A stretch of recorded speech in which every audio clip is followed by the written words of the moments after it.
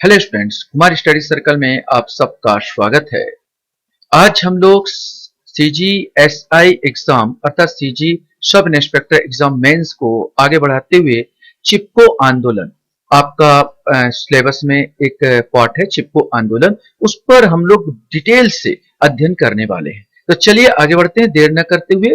तो चिपको आंदोलन जैसा कि आप लोग सब जानते होंगे, नो डाउट कि ये वृक्षारोपण से संबंधित आंदोलन था, लेकिन फिर भी कुछ अहम बातें छूट जाती है, हम लोग से उसको देख लेना है। तो चिपको आंदोलन एक पर्यावरण रक्षा का आंदोलन था। यह भारत के उत्तराखंड राज्य में किसानों ने वृक्षों की कटाई के विरोध करने के लिए किया था।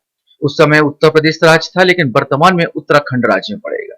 यह आंदोलन तत्कालीन उत्तर प्रदेश के चमोली जिले में सन 1973 में प्रारंभ हुआ। अभी उत्तराखंड, लेकिन उस समय उत्तर प्रदेश था। कौन सा जिला? तो चमोली जिला में 1973 से यह आंदोलन प्रारंभ हुआ। यह आंदोलन है भारत के प्रसिद्ध पर्यावरणविद सुंदरलाल बहुगुणा, कॉमरेड गोविंद सिंह रावत, चंडी प्रसाद भट्ट और श्रीमती गौरा देवी के नेतृत्व में हुई थी।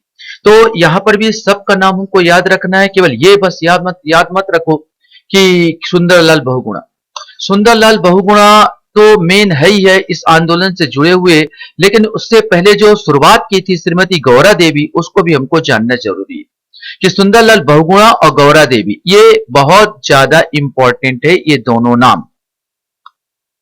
इस आंदोलन का नाम चिपको वृक्ष के आलिंगन के कारण पड़ा, क्योंकि आंदोलन के दौरान ग्रामीणों द्वारा पेड़ों के गले लगाया गया और वृक्षों को कटने से बचाने के लिए उनके चारों ओर मानवीय घेरा बनाया गया।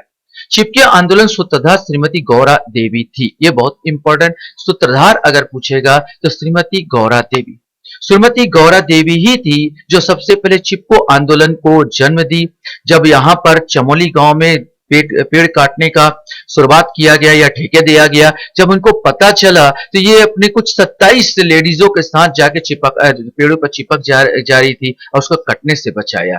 तो यहाँ पर सबसे बड़ा योगदान अगर शुरुआत करने का तो श्रीमती गौरा देवी को जाता है। इस आंदोलन के शिखर तक पहुंचाने का काम पर्यावरणविद सुंदरलाल बहुगुणा ने किया। सन 1981 में सुंदरलाल बहुगुणा को पद्मश्री पुरस्कार दिया गया, लेकिन उन्होंने स्वीकार नहीं किया, क्योंकि उन्होंने कहा जब तक पेड़ों की कटाई जारी है मैं अपने को इस सम्मान के योग्य नहीं समझता हूं। इस आंदोलन को 1987 में सम्यक जीविका पुरस्कार राइट लेवलीहुड अवार्ड से सम्मानित किया गया था अमेरिका द्वारा। चिपको आंदोलन का घोष वाक्य क्या है? जंगल के उपकार, मिट्टी पानी और बयार, मिट्टी पानी और बयार जिंदा रहने का आधार। तो ये इसके स्लोगन है, ये उसका श्लोक वाक्य रहा है। चिपको आंदोलन की शुरुआत से संबंधित थोड़ा सा जानकारी। तो 26 मार्च 1974 को उत्तराखंड के चमोली जिले के रैणी गांव में 2500 पेड़ों की नीलामी हुई। ठेकेदार ने मजदूरों को जब इन्हें कटने के लिए भेजा तो महिलाएं पेड़ से चिपक गई। चमोली जिले के रैणी गांव के गौरा देवी के नेतृत्व में 27 महिलाओं ने पेड़ों से चिपक कर कटाई के विरोध किया था।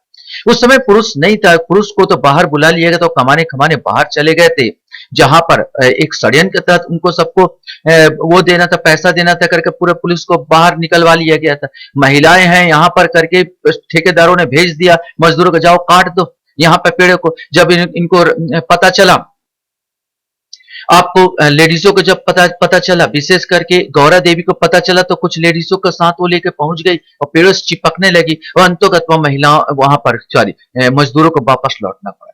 यहीं से स्टार्ट होता है, जन्म होता है। चमोली जिले में शुरू हुआ चिपको आंदोलन धीरे धीरे पूरा उत्तराखंड में फैल गया। पहाड़ पर लोग पेड़ों को बचाने के लिए पेड़ों से लिपट गए थे। इस आंदोलन में महिलाओं ने भागीदारी अधिक थी। महिलाओं का नेतृत्व प्रसिद्ध पर्यावरणविद सुंदरलाल बहुगुणा, गौरा देवी और चंडी प्रसाद भट्ट ने किया था। इस आंदोलन को बड़ी सफलता तब मिली जब तत्कालीन प्रधानमंत्री इंदिरा गांधी ने हिमालय के वन पेड़ों कटाई पर 15 वर्षों तक प्रतिबंध लगा दिया था। क्वेश्चन बन सकता है कितने वर्षों के बाद में प्रतिबंध लगा था? 15 वर्षों का इसमें प्रतिबंध लगा था। थोड़ा सुंदरलाल बहुगुणा के बारे में जान लेते हैं। ये पर्यावरणविद है, समाज सेवा है, सेवक है। तो चिपको आंदोलन के प्रणेता सुंदरलाल बहुगुणा का जन्म 9 जनवरी सन 1927 को उत्तराखंड के मरोड़ा नामक स्थान पर हुआ था। इनकी पत्नी श्रीमती बिमला नोटियाल के सहयोग से उन्होंने सिलियारा में हिप पर्वती नवजीवन मंडल की स्थापना की थी। क्वेश्चन बन सकता है। चिपको आंदोलन के कारण पे विश्व भर वृक्ष मित्र के नाम से प्रसिद्ध हुए, ये भी क्वेश्चन बनेगा। बहुगुणा के कार्यों से प्रभावित होकर अमेरिका का फ्रेंड ऑफ नेचर नामक संस्था ने 1980 में इनको पुरस्कृत किया। पर्यावरण की स्थायी सम्मति मानने वाले ये महापुरुष पर्यावरण गांधी कहलाते थे। 1921 मई 1921 को 94 वर्ष की आयु में ऋषिकेश में अखिल भारतीय आयुर्विज्ञान संस्थान ऋषिकेश में उनका निधन हो कोरोना से इनका देहांत हो गया था। ये भी कोरोना के चपेटे में आए और हाल ही में 1994 वर्ष में 2021 में इनकी मौत हो गई या मृत्यु हो गई। पुरस्कार अगर बोला जाए तो 1984 में राष्ट्रीय एकता पुरस्कार मिला, 1985 में वृक्ष मानव पुरस्कार मिला, 1981 में पद्म श्री पुरस्कार मिला, 1983 में जमनालाल बजाज पुरस्कार से इनको पुरस्कृत किया गया। गौरा देवी के बारे में बात कर लिया जाए, जिन्होंने इसको जन्म दिया। यहाँ पर देख रहे हो पेड़ों से लिपटते हुए और पेड़ों में एक जाल बनाते हुए, चारों ओर घेरा बनाते हुए और पेड़ों से लिपटते हुए आप देख रहे हैं इन महिलाओं को।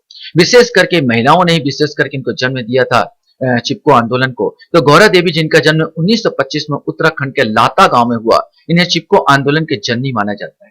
इनकी शादी मात्र 12 वर्ष की उम्र में मेहरवान सिंह के साथ कर दी थी, जो कि नजदीकी गांव रेणी के निवासी थे। शादी के 10 वर्ष उपरांत मेहरवान की मृत्यु हो जाने के कारण गौरा देवी को अपने बच्चे का लालन पालन करने में काफी दिक्कतें आई।